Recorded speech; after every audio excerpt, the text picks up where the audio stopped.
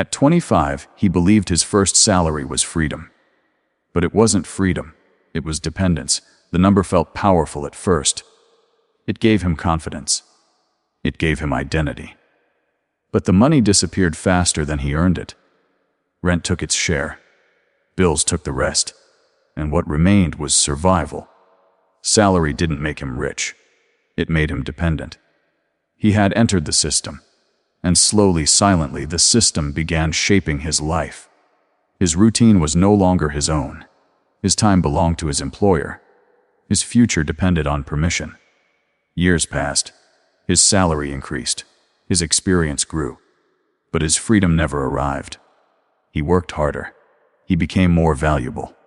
But he never became free. He realized something uncomfortable. His entire life depended on his ability to keep working.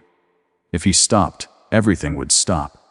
He had traded his youth for income, day after day, year after year. He gave his best years to survival. And one day he noticed something that disturbed him deeply. Older workers, still working, still tired, still dependent. Decades of effort, and still not free. It wasn't temporary. It was permanent. After years of working, he looked at his savings honestly. The number shocked him. This was everything he had, and it wouldn't last even 3 years. Not without his job. He wasn't progressing. He was aging. His body was getting weaker. His time was getting shorter. But his dependence remained the same. For the first time, he saw his future clearly, and it terrified him. His salary had doubled since age 25, but his freedom was still zero. Every month, the same cycle repeated. Earn, pay, survive, repeat. He was getting older. But his money wasn't getting stronger. He realized something painful. He was replaceable. The system didn't need him. It needed his role. If he disappeared, someone else would take his place. If he stopped working, his income would instantly stop. This wasn't freedom. This was dependence disguised as security. He began asking himself a question.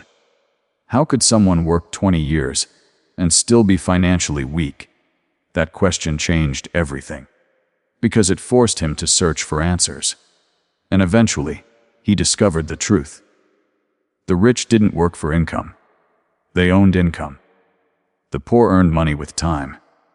The rich earned money with assets. This idea wasn't comfortable. It challenged everything he believed. But comfort had never made him free, so he started small, quietly, carefully, without announcing anything. And then one day, something happened. His first asset paid him. It wasn't much, only $12. But it didn't require his time. He hadn't worked for it. He hadn't traded hours for it. And yet, it paid him. That moment changed his identity. Because for the first time in his life, he had 2 sources of income. His job and his asset. It wasn't fast, but it wasn't dramatic. His assets continued paying him, even while he slept, even while he worked, even while he rested. He wasn't trapped anymore. He was transitioning. Slowly, his assets grew. Slowly, his dependence shrank. Month after month, his position strengthened. Half his salary became replaceable. Then more. Fear began losing its power. Control began returning. His assets were growing faster than his salary ever did. Time was no longer his enemy. Time had become his greatest ally. And then one day, something unbelievable happened. His assets earned more than his job. For the first time in 25 years, his survival didn't depend on employment. It depended on ownership. For 24 years, his desk had controlled his life. His schedule controlled his mornings. His boss controlled his time. His salary controlled his decisions. But today was different. Today, he was taking his life back. This wasn't just another workday. This was the last day of dependence. He walked into the building calmly. Not with fear, not with pressure, but with clarity.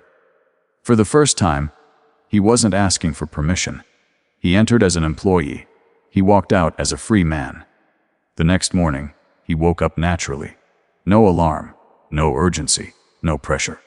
His income still arrived, but his job was gone. He wasn't rushing anymore. Time belonged to him now. He wasn't escaping work. He was finally living. He stepped outside. The world looked different. Not because he had changed, but because he had changed.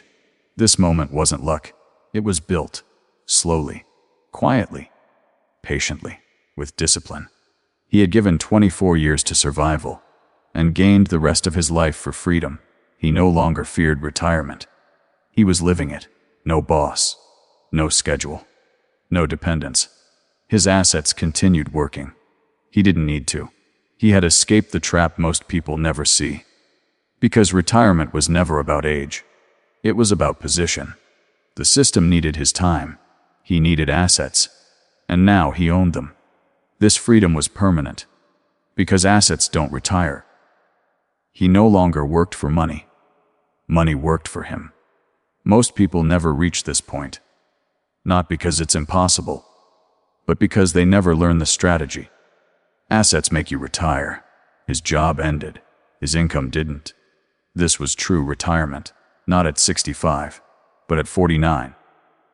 And they never teach you this strategy. Because freedom was never meant to be common.